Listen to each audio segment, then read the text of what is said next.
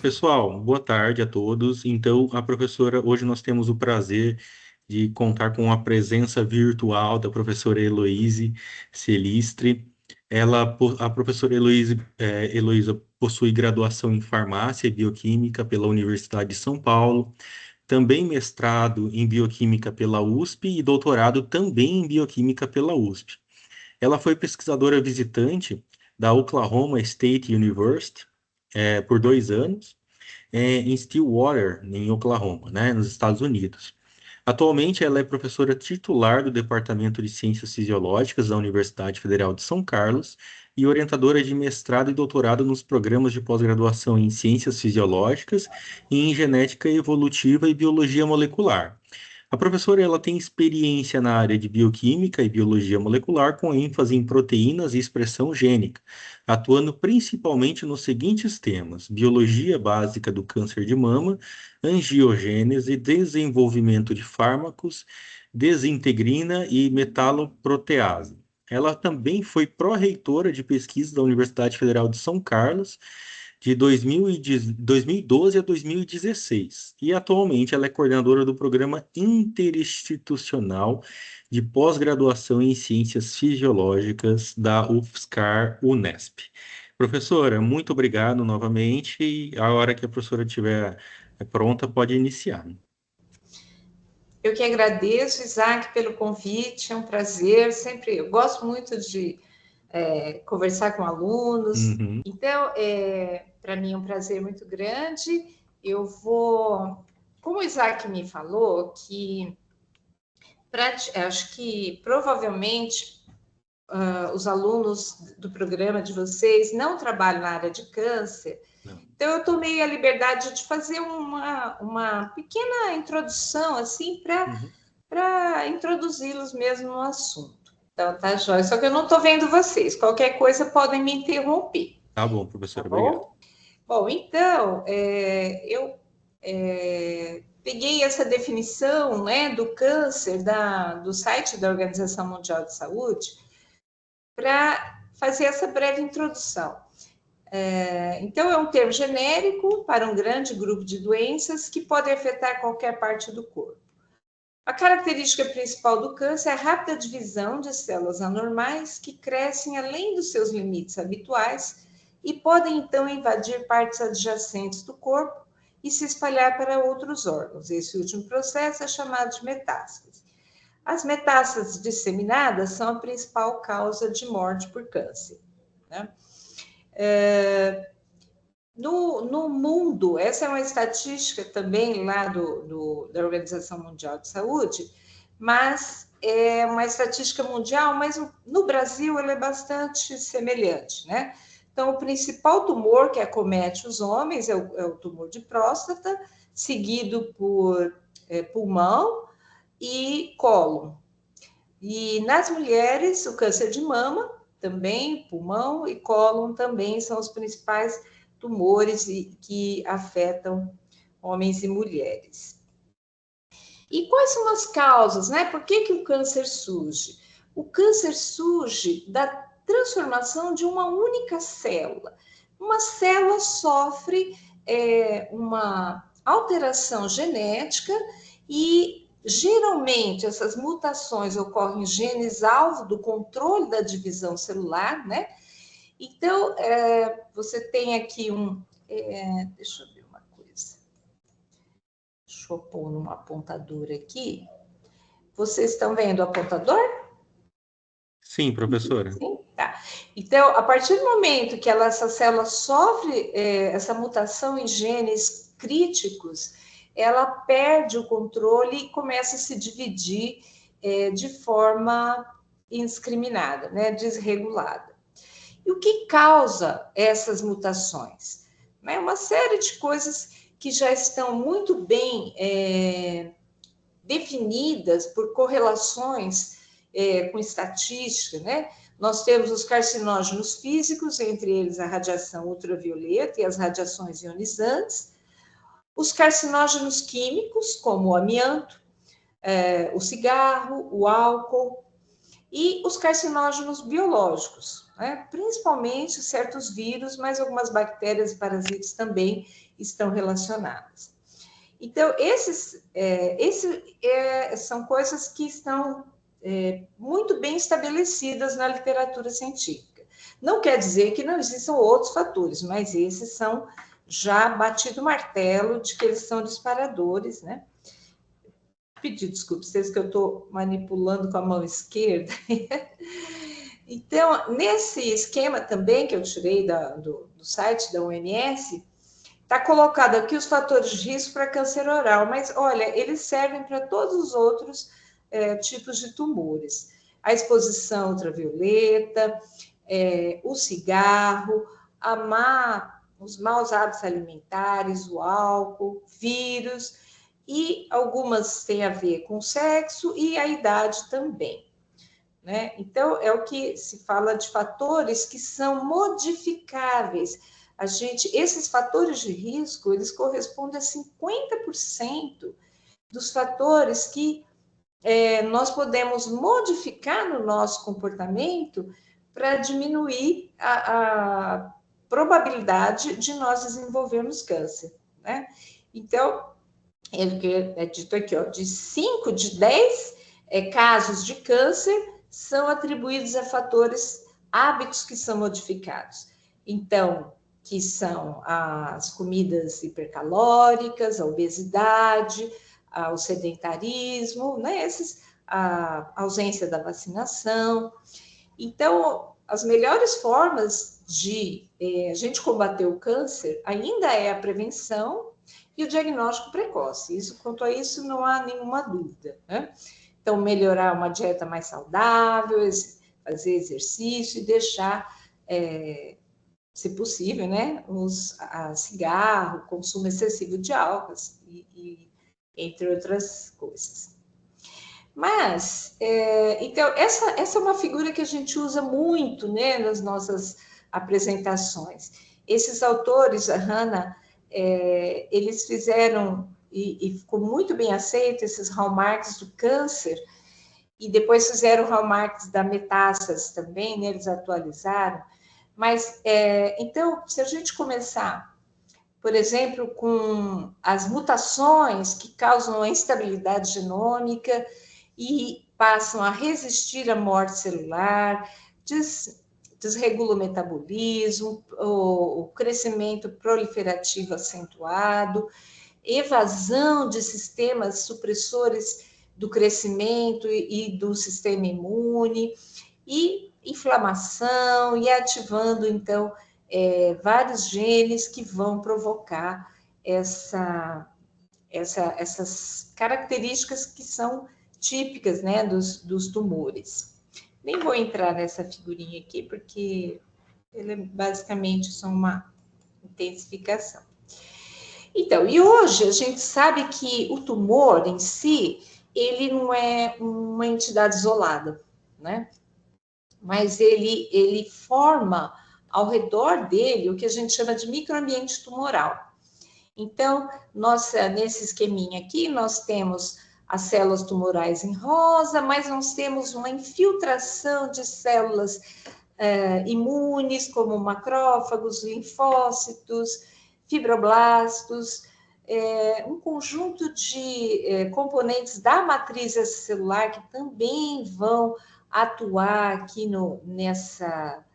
nesse ambiente, e eles esse conjunto, né, de células vão atrair novos vasos, porque à medida que esse tumor vai crescendo, ele vai ficando hipóxico no seu interior, os tumores sólidos, né? Ele fica com hipóxia. Então, ele gera uma série de estímulos para criar novos vasos sanguíneos para levar nutrição para esse tumor. Né? Esse aqui é um esquema, mas hoje, com a tecnologia da análise de células únicas, né? Então, essa é uma tecnologia que eu acho absolutamente fantástica, né? Você pega um pedacinho de um tecido, seja ele qual for, e através dessa técnica de single cell análise, é possível determinar o padrão de diferentes tipos celulares que existem naquele tecido que você está avaliando. Aqui, no caso, foi selecionado o tumor, né, um tumor de mama, e eles definem, então, o atlas de tipos celulares. Se a gente for ver, olha, as células tumorais são essa laranja aqui, mas nós temos populações interessantes, por exemplo, de mastócitos, aqui esse roxinho, no azul, células mioepiteliais, mas aqui tem a legenda, fibroblastos, macrófagos, células endoteliais, e vários tipos de células neutrófilas do sistema imune. Ou seja, o microambiente tumoral, ele é um ambiente extremamente reativo, né? Ao redor desse tumor, a gente tem aí uma inflamação que atrai muito os componentes do sistema imune, né? E nessa imagem que eu gosto bastante também, começa então a iniciação de um tumor, geralmente eles são derivados de epitélios, né?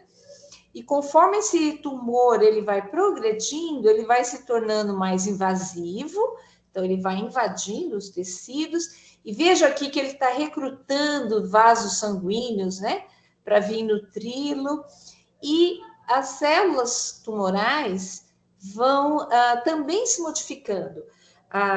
Aquela primeira célula que sofreu uma mutação, ela começou a se dividir, e as células seguintes sofrem também mutações e divisões anômalas, e a gente tem uma heterogeneidade de células muito grande, muito grande. Então, além das células não tumorais, né, como células fibroblastos, endoteliais, epiteliais, nós temos células tumorais também de diferentes características, alteradas, como vocês podem ver aqui nesse desenho. E algumas delas sofrem uma transformação que permite que elas vão se dissociar desse tumor primário, geralmente entram na corrente sanguínea e aí vão se disseminar e fazer uma colonização num sítio distante e começar novamente um outro processo. Então, é um sistema altamente complexo. O tumor é um sistema muito complexo. E aqui há uma liberação muito grande de citocinas, quimiocinas, por todas as células do sistema imune e pelas células tumorais também, que vão gerar esse estroma, esse ambiente extremamente inflamatório, ativo, e que vai impactar todo o organismo, né, como um todo. Apesar dele estar localizado, ele acaba impactando o organismo como um todo.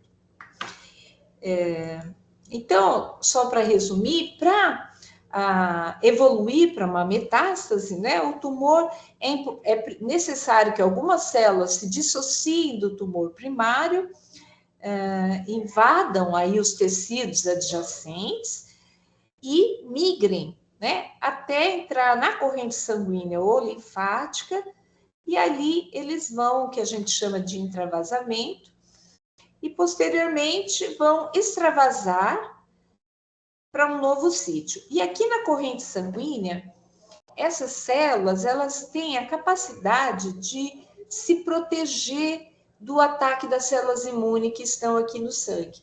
Então, aqui, por exemplo, a gente vê plaquetas protegendo as células tumorais, e com isso a célula evade e forma um novo sítio, vai formar um segundo tumor. Por incrível que pareça, esse é um processo extremamente raro. Pouquíssimas células conseguem sobreviver na circulação. A maioria acaba morrendo, mas, infelizmente, algumas conseguem, e quando elas extravasam, chegam a um novo sítio, elas podem ficar dormentes por muito tempo e um dia elas acordam e voltam a se proliferar e produzir o tumor primário. Então, vejam, é um sistema, né, muito complexo, e além disso, além da heterogeneidade de todas as células que tem aqui, As células tumorais, elas também desenvolvem o que a gente chama de heterogeneidade metabólica.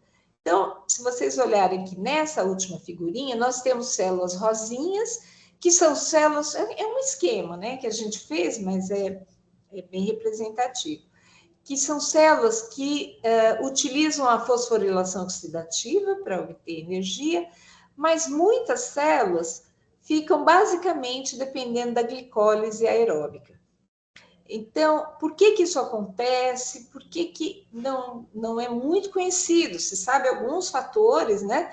Mas o fato é que é um ambiente absurdamente heterogêneo, e é por isso que é tão difícil de, né, ter um tratamento bem eficiente, dada toda essa heterogeneidade.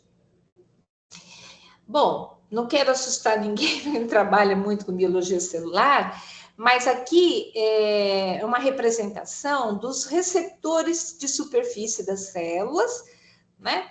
Então, integrina, CD44, receptores de fatores de crescimento, cadeirinas, todos esses receptores, quando são ativados, eles ativam cascatas intracelulares de sinalização. Algumas são extremamente interligadas entre elas, né, como essas aqui, e acabam vindo afetar aqui a expressão gênica, que vai levar à proliferação, à sobrevivência e à transição epitélio-mesenquimal. Um dos alvos da terapia anticâncer são as quinases, são justamente essas quinases. Temos aqui a PKC, a FAK, a AKT, então a PI3K, são várias quinases intracelulares que nós temos, assim, das linhas de tratamento, nós temos os bloqueadores de alguns desses receptores, inibidores dessas quinases, né? Então, a opção por um ou determinado tipo de tratamento vai depender do tipo de tumor, da condição do paciente, uma série de características aí importantes. Bom, e aí então a gente chega nessa situação, né? Muitos alvos, para muitos alvos, então nós precisamos de muitas balas, né? Nós temos que fazer um coquetel de fármacos, como é o caso, por exemplo, do HIV, né, que é feito um coquetel de várias substâncias, não tem uma resposta crítica, assim, específica, falar essa droga vai matar, porque vocês percebem a complexidade do tumor, né? É muito grande, então não tem como a gente ter uma única molécula que vai conseguir resolver todo esse caso, né? Bom, nós temos trabalhado com um tipo de receptor de superfície que são chamadas integrinas. As integrinas são receptores heterodiméricos, sempre formados por uma subunidade alfa e uma beta, e eles normalmente podem estar num estado inativo, e quando eles se ligam ao seu ligante, eles passam por esse estado inativo dobrado, passam para o estado ativo, né? E podem, inclusive, se agregar e formar esses clusters aqui de integrinas. Isso amplifica muito o sinal para o interior da célula. Quais são os ligantes das integrinas? São as proteínas da matriz extracelular, colágeno, fibronectina, laminina, e são essas os ligantes dessa classe de receptores. Gente, se alguém quiser me interromper, fazer alguma pergunta, pode pegar o microfone e falar, porque eu não estou vendo ninguém, tá? Pode me interromper. Então, existem várias classes de integrinas, né? Sempre formadas por uma subunidade alfa e uma beta. Então, por exemplo, receptores de colágeno, temos alfa-1, beta-1, alfa-2, beta-1 e assim por diante. E aqui eu trabalho é alfa-V, beta-3, né? Que é essa estrutura aqui que identifica proteínas do tipo fibronectina e vitronectina. Bom, mas qual que é a função de uma integrina normal na célula? As integrinas, elas são sensores mecânicos. Então, elas ficam na superfície da célula e a célula, se ela sofrer, por exemplo, um estiramento, ela vai sentir esse estiramento, né? Por exemplo, se o músculo esquelético é uma célula, um conjunto de células que eles contraem e estiram, né? Contraem e estiram. Esse estímulo mecânico é reconhecido por integrinas também no músculo esquelético. E então, aqui a gente tem um desenho de várias integrinas. Deixa eu ver. Aqui é a matriz celular ao lado de fora da célula.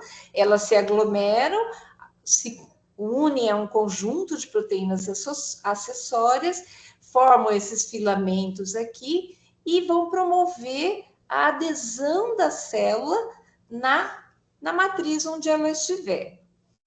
Por exemplo, aqui essa é uma imagem de fluorescência em que uma célula que ela é aderida, ela adere num substrato, por exemplo, numa plaquinha, isso acontece no nosso organismo, ela forma esses pontos fortes aqui de adesão, tá vendo? Significa que a célula está muito bem agarradinha aí ela está feliz. Quando a célula está assim, ela está bem feliz, né? Aqui é o núcleo e aqui é o citoesqueleto da célula.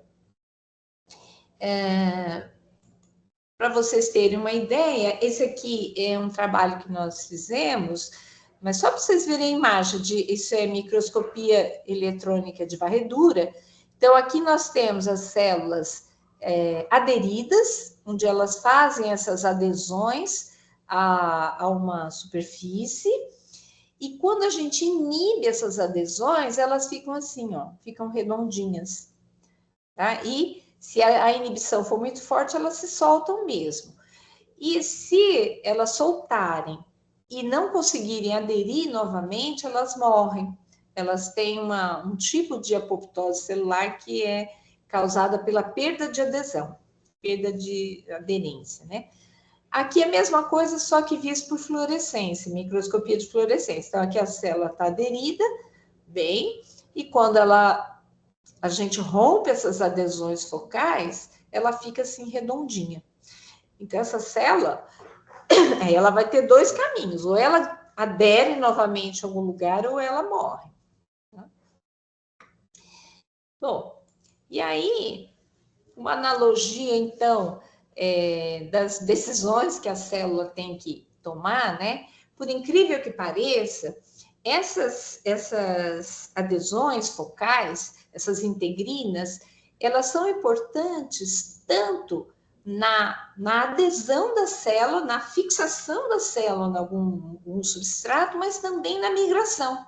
Ou a célula ela fica estável ou ela migra, né? E migração, vocês sabem, é um fenômeno fundamental para metástase, né? Para metástase, a célula tem que se soltar do tumor primário e migrar até um novo sítio. E como é que ela migra, né? Como é que uma célula migra? Então, ela vai fazendo isso aqui, ela vai fazendo pequenas adesões aqui à frente da direção do movimento, e geralmente ela se move em direção a um estímulo, né? Então, ela forma aqui uma protuberância e forma novas adesões, ao mesmo tempo em que ela solta as adesões de trás. E com isso, ela vai tracionando o corpo celular para frente. Então, ela adere e adere na frente e desadere atrás, adere na frente e desadere atrás. E esses receptores que a gente trabalha são fundamentais para esse tipo de movimento. Então, só para a gente recordar aqui, na metástase, quantas integrinas participam? Aqui a célula azul é a célula tumoral, né? Então, ela vai aderir aqui as integrinas, né? Ela pode aderir a plaquetas pelas integrinas, ela vai aderir a um novo sítio onde ela vai migrar, então ela vai aderir às células endoteliais. Então, essas integrinas, elas são muito envolvidas na progressão tumoral. E elas se tornaram alvo, né, para um desenvolvimento de fármaco. Nesse exemplo, são exemplos mais antiguinhos, mas eles fizeram no camundongo, desenvolveram um tumor aqui no camundongo e trataram com anticorpos anti-integrinas, alfa-1 beta-1, alfa-2 beta-1. E vejam como diminuiu a vasculatura que estava alimentando esse tumor aqui. Né? E quando eles fizeram o corte histológico também, aqui esses pontinhos vermelhos são os vasos sanguíneos que diminuíram bastante aqui. Né? Aqui também diminuiu, nesse outro trabalho, eles trataram com um anticorpo anti-integrina, diminuiu o tamanho do tumor, o número de metástases, né? Bom, então, essas integrinas foram sugeridas, né, na década aí depois de 2000, por aí, com excelentes alvos, né, que poderiam, então, ser utilizados para evitar a metástase. Se a gente inibir essa migração da célula, a gente poderia diminuir a metástase. Então, aqui é um resumo de fármacos, né, que foram desenvolvidos baseando-se no bloqueio das integrinas para evitar a migração celular. Então, alguns medicamentos contra integrinas de colágeno, integrinas do tipo alfa-V beta-3, alguns são baseados em anticorpos monoclonais, outros com inibidores sintéticos, e o silengitide, que é um baseado na estrutura da molécula que a gente trabalha. Eu vou falar um pouquinho mais para vocês. Bom, e aí esses compostos foram desenvolvidos e entraram em ensaios clínicos. E, infelizmente, se a gente entrar lá no clinicaltrials.gov, a gente encontra vários estudos utilizando integrinas e câncer como palavras-chave, né? Mas o silengitide e o voloxizumab, eles foram associados e testados, mas não teve grandes resultados. Não havia toxicidade, mas também não tinha um efeito protetor nas taxas de sobrevivência, e aí foi uma frustração, né? Que é uma frustração muito comum isso acontecer. Você tem uma linha de raciocínio, desenvolve o fármaco, e quando chega, muito bom em ensaios pré-clínicos, em animais, mas você chega no humano, não dá aquele resultado que a gente gostaria, né? Mas também tem uma coisa, porque como que eles testam em humanos? Eles testam em casos muito avançados já de tumor, né? Porque é difícil você... Existe, né? Lógico, existem os grupos que vão entrar para as terapias clássicas e aqueles de novas terapias. Mas essas moléculas, eles acabaram testando em glioblastoma, câncer de cérebro, que não houve bom resultado, mas eram situações dramáticas, assim, né? Ainda não tem tem um estudo em câncer de mama. Bom, então, apesar da frustração a gente não ficou tão frustrado porque, como eu disse, foram testados em casos muito dramáticos. Com a doença muito avançada já, não ia ter muito o que fazer, né? Então, o nosso alvo de estudo é a integrina alfa-V beta-3, ela já tem a estrutura resolvida e ela já tem vários estudos mostrando que os altos níveis dessa integrina é um prognóstico ruim para câncer de estômago, de fígado e pancreático, né? Não é favorável, não tem um prognóstico favorável.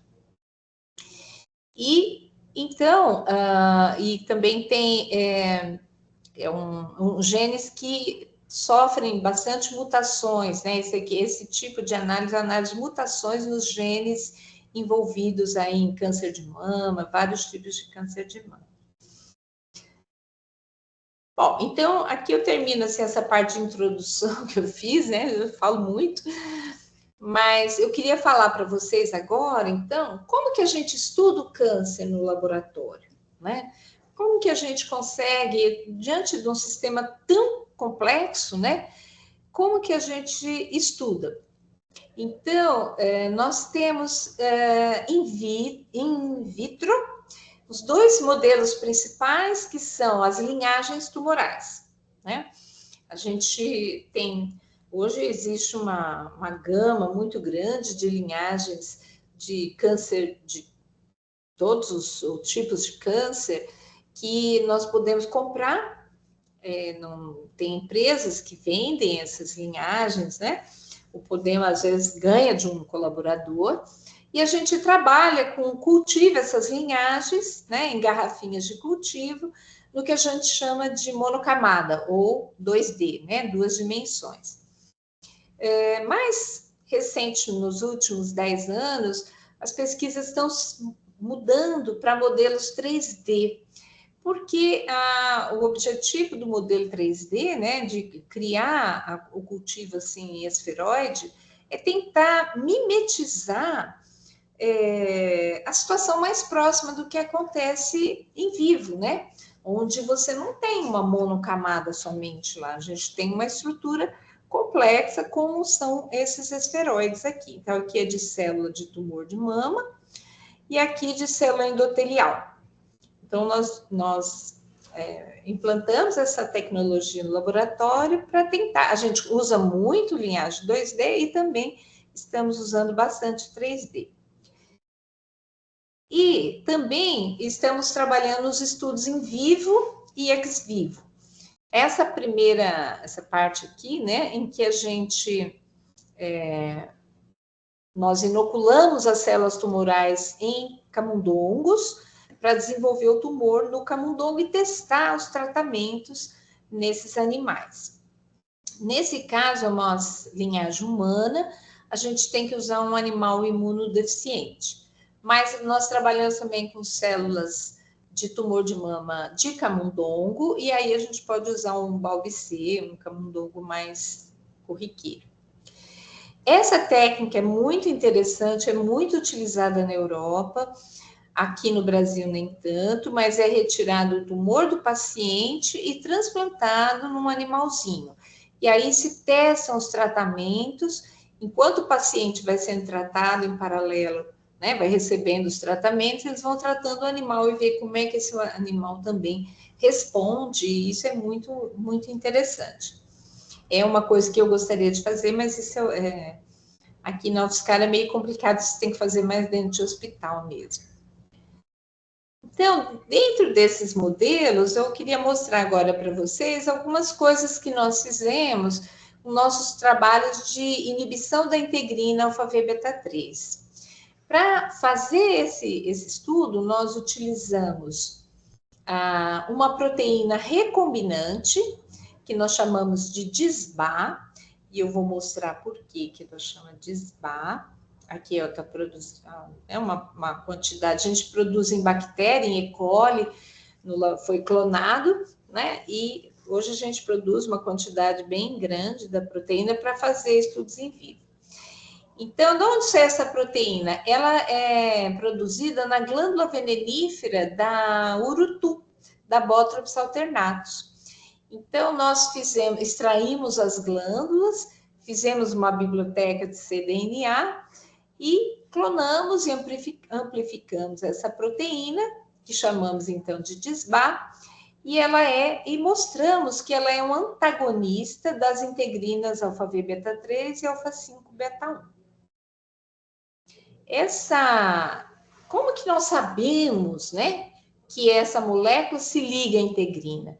Por essa tecnologia aqui de ressonância plasmônica de superfície, como que a gente faz? A gente imobiliza no chip a integrina, a gente compra a integrina, né, purificada, imobiliza no chip e a gente passa soluções da nossa proteína com várias concentrações e vamos vendo como que ela, até que concentração ela liga e ao mesmo tempo que ela desliga, né, quando a gente aumenta a força iônica. Então, quando nós fizemos para alfa-V beta-3, nós obtivemos essa curva, né, de associação, e essa constante de dissociação de 10 a menos 7, e quando nós utilizamos a alfa-5 beta-1, a constante de dissociação era cerca de 100 vezes maior. Ou seja, quanto menor a constante, mais específica, né? Então, isso para a gente foi muito interessante, mostramos que ela é uma proteína muito, com bastante especificidade para alfa-V beta-3. Aqui está a sequência de aminoácidos da nossa proteína, e essa sequência motivo RGD é conhecido como motivo adesivo, né? Então, eu vou mostrar, aqui. Nós fizemos 2 modelos em vivo, né, com colaboradores. Esse aqui foi um modelo, foi feito com o pessoal de Alfenas. Eles fazem um modelo muito interessante, eles pegam uma esponjinha e inoculam nas costas do rato. E depois de um tempo, e faz o tratamento na esponjinha. E depois de um tempo, a gente tira essa esponjinha e analisa a esponja. Então, dá para ver nitidamente que o conteúdo de hemoglobina aqui no controle é muito maior do que no tratado. Então, ela inibiu a angiogênese, ou seja, aquele surgimento de novos vasos para alimentar o tumor, né? Então, a nossa proteína ela é bem anti-angiogênica, também no outro modelo aqui em animal. Não vou entrar muito em detalhes, senão vou demorar demais. E in vitro, nós mostramos também que ela inibe a migração de diversos tipos celulares, então estão os controles, vejam que ela inibe. E aqui, essa minha aluna, Cíntia, ela mostrou que na ausência da DISBA, a célula migra. Nesse experimento, ela está migrando ao acaso. Então, uma célula vai para lá, outra vai para cá, ela faz o track aí né? Ela acompanha os movimentos, porque aqui é um movimento não dirigido. Na presença da nossa proteína, o que acontece com a célula? Ela não sai do lugar. Ou pelo menos fica ali girando em círculos, né? Então, nós mostramos que ela perdeu a direcionalidade do movimento. Também no modelo de metástase de melanoma, a gente conseguiu mostrar que diminuía muito a metástase nesse modelo. E aí, bom, mas por que é tão boa in vitro, né? Por que não funciona e mesmo em vivo também em animais, né? Bom, nós fomos estudar o que acontece, por que ela inibe a formação de vasos. E aí nós vimos que ela inibe a expressão do receptor tanto do VEGF, que é o fator de crescimento de endotélio vascular, como do seu receptor, o VEGF e VEGFR1. Então, ela diminui a migração de células endoteliais e diminui a angiogênese, né? Isso foi mostrado, então, como eu mostrei anteriormente. Bom, uma das coisas que a gente precisava de fazer também era mostrar que realmente era a integrina alfa-V beta-3 a envolvida nesse evento. Aí nós produzimos células silenciadas, fizemos o silenciamento da integrina beta-3 e pusemos um ensaio de migração também, né, em que a gente coloca, aí eu ia trazer um esqueminha, acabei esquecendo, coloca num sisteminha em que a célula migra de um compartimento para o outro e a gente mede as células que migraram, ou as que não migraram, né? No caso aqui, ó, do controle negativo, que não é para migrar, o controle positivo que migra, o controle do silenciamento, as células silenciadas para a integrina beta-3, diminui, que é essa aqui, diminuiu, ou com a nossa DISBA, que diminuiu mais ainda. Então, de fato, a integrina beta-3 é muito importante para a migração e para a direcionalidade dessa migração celular. Além disso, nós mostramos também que quando a gente silencia a integrina alfa-V beta-3, a gente diminui a atividade de de uma enzima que degrada colágeno. Então, veja aqui, é chamada MMP9, né? Metaloprotease 9. A célula silenciada praticamente não produz a MMP9. Isso tem a ver com o quê?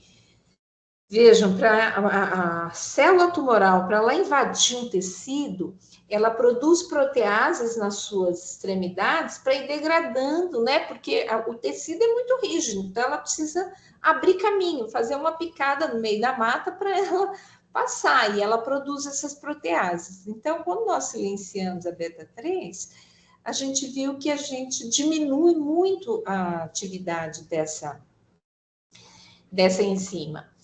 Bom, então essa molécula deveria ser muito promissora, porque, veja, ela inibe a adesão da alfa-V beta-3, inibe a migração e inibe a protease. São 3 eventos fundamentais para uma célula que está em caminho de promover uma metástase, né? Bom, e aí o que nós fizemos também no ensaio de cultura 3D, né? Então, aqui, só para vocês terem uma ideia, aqui é um esferoide, né? Aqui é cultura 2D, aqui 3D, aqui 2D. O problema do esferoide, dessa cultura 3D, é a análise posterior, que não é muito fácil. Com as células assim, é bem mais fácil da gente visualizar, né? Mas nesses aglomerados de célula é mais complicado. Bem rapidamente, como é que a gente produz isso? A gente cultiva as células nesses pocinhos, uns moldezinhos aqui de agarose.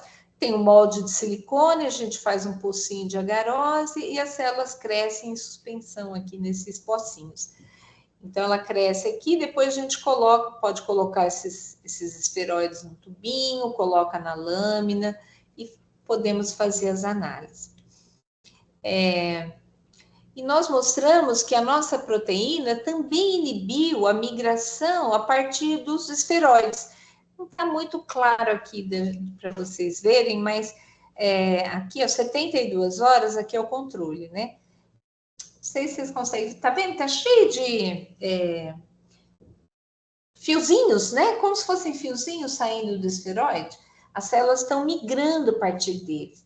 E quando é tratada com a nossa proteína, elas não migram também nem a partir de esferoides. Eu estou assim passando rápido também, mais para mostrar os modelos que a gente usa, porque para ilustrar, né, as aplicações. Esse é um trabalho muito legal que essa pós-doc, a Vanessa, fez.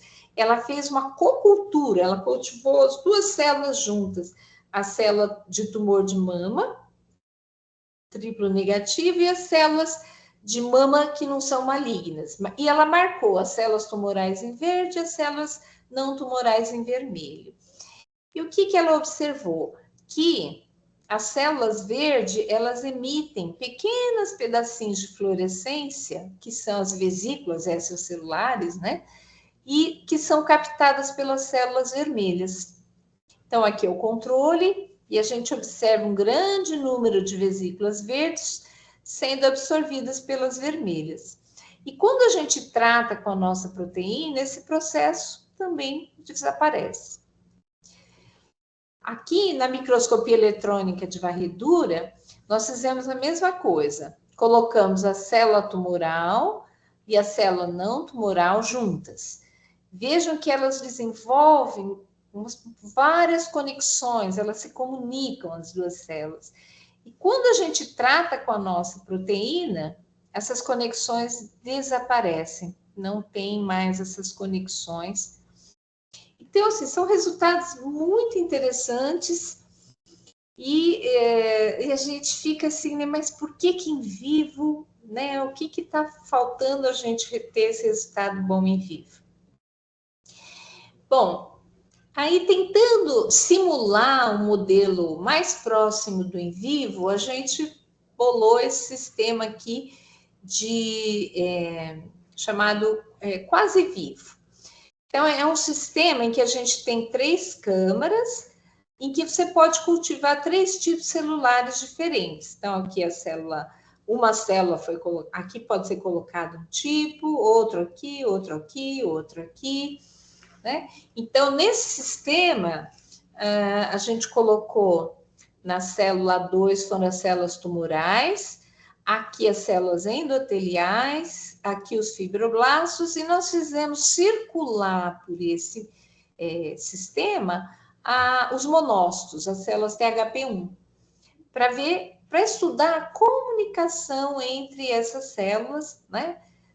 Como é que estava rolando aí essa comunicação. Bom, nós tivemos um conjunto enorme de resultados, a gente ainda está avaliando, esse é relativamente recente, nem foi publicado, mas a gente vê, e cada uma dessas tem uma marcação fluorescente diferente. Olha, veja, a célula tumoral, o fibroblasto, a célula endotelial. E aqui, olha, no fibroblasto, nós vimos que os macrófagos, os monócitos, perdão, eles aderiram nos fibroblastos, né? Então, a gente tem várias informações aqui rolando aí com esse sistema. Então, mas a gente ainda tem muito dado para interpretar, é muito complicado. Ainda não conseguimos finalizar esse artigo para publicar.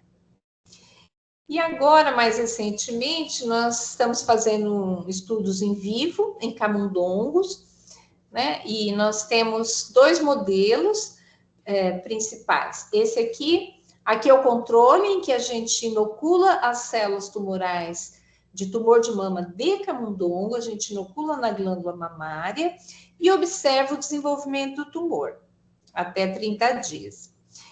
O primeiro modelo nosso, nós tratamos o tumor que se desenvolveu aqui, nós tratamos com a nossa proteína DISBA localmente. Então, o tumor começou a aparecer, a gente começou a tratar a cada 2 dias uma injeção local da DISBA e acompanhamos a evolução. E retiramos os tecidos, né, dos animais para estudo. Esse outro modelo agora nós vamos fazer esse ano, nós ainda não fizemos, mas nós vamos inocular o tumor, vamos retirar o tumor e aí iniciar o tratamento. E simulando uma situação, né, mais real, quando a pessoa que detecta um tumor, geralmente esse tumor é removido e aí você inicia o tratamento. Então, esse é o objetivo. Só para mostrar alguns resultados iniciais, né? Então, os animais não tiveram diferença significativa no peso corporal, o controle e o tratado pela nossa proteína. Não teve diferença no peso do tumor, nem do fígado, nem dos pulmões. Também há uma tendência, mas nada que foi muito significativo. O baço ficou menor, no caso do tratamento aqui. Mas eu queria chamar a atenção da morfologia do tumor. Então, esse aqui é o controle, que não foi tratado, e esse é o tumor que recebeu o tratamento local. Parece que ele se encapsulou, né? Ele ficou mais fechadinho. Aí nós fizemos a histologia desses tumores. E o que nós observamos? Aqui nesse painel de cima, controle, DISBA e um peptídeo controle, com hematoxilina e eosina, uma coloração inespecífica, e aqui, nesse de baixo, para colorir colágeno. Então, o controle, e vejo no tratado com a DISBA, ele formou uma capa de colágeno ao redor do tumor. Tem muito adipócito também, e o peptídeo que a gente também está testando, ele também formou um pouco de colágeno, mas não tanto quanto no DISBA. E agora a parte interna do tumor, porque ali era na periferia, né?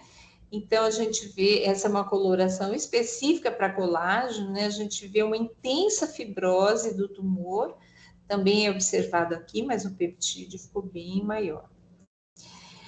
Bom, e aí nós fomos ver se tinha metástase e se o tratamento diminuiu a metástase, né?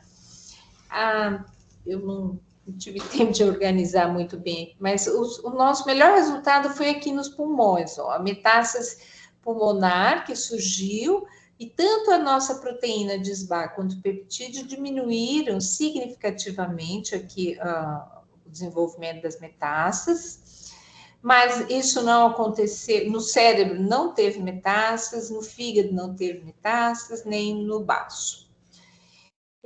Talvez porque o tempo tenha sido muito curto, né? E como o pulmão é muito impactado pelas metástases, a gente tem que sacrificar o animal, entra em sofrimento, a gente não pode manter o animal vivo. Bom, esses são resultados super novos, assim, a gente está ainda avaliando, estudando, e vamos fazer agora aquele grupo cirúrgico para ver se aumenta o número de metástases, né? Porque em 30 dias, você vê, a gente não detectou metástases nem no cérebro, nem no fígado, nem no baço. Nós temos os ossos também ainda para avaliar. Bom, eu gostaria de terminar deixando esse quadro feito por esses autores, né, o Vissier e a Joyce, em que existem várias características intrínsecas do paciente, entre elas a idade, mas principalmente o genótipo, né, as mutações, os polimorfismos genéticos, o estado hormonal, o índice de massa corporal, estados de doenças crônicas de inflamação, os fatores ambientais, dieta, consumo de álcool, fumo, aquelas coisas que a gente já falou. E os mecanismos intrínsecos do câncer, né, que esse a gente não consegue reagir, né, não consegue, vamos dizer, evitar. E as intervenções terapêuticas hoje são a cirurgia, quimioterapia, radioterapia, tem várias opções, né? Hoje em dia, a gente sabe que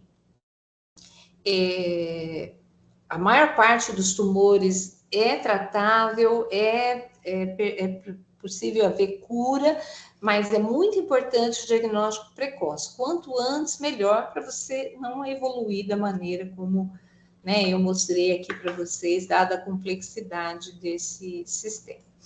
Por último, eu queria, então, agradecer aos alunos que carregam o piano, que fizeram, né, todos esses trabalhos, nossos colaboradores externos, o professor Norman Puliot, que ensinou esse modelo para as alunas que aprenderam o modelo de metástase em camundongo, o pessoal do Max Pfeffer na Exalc, que faz as análises proteômica para nós, o Centro de Pesquisa em Oncologia Molecular em Barretos, onde agora a Vanessa está lá, e a minha colega da Unifesp, que nos dá os peptídeos aí que a gente testa.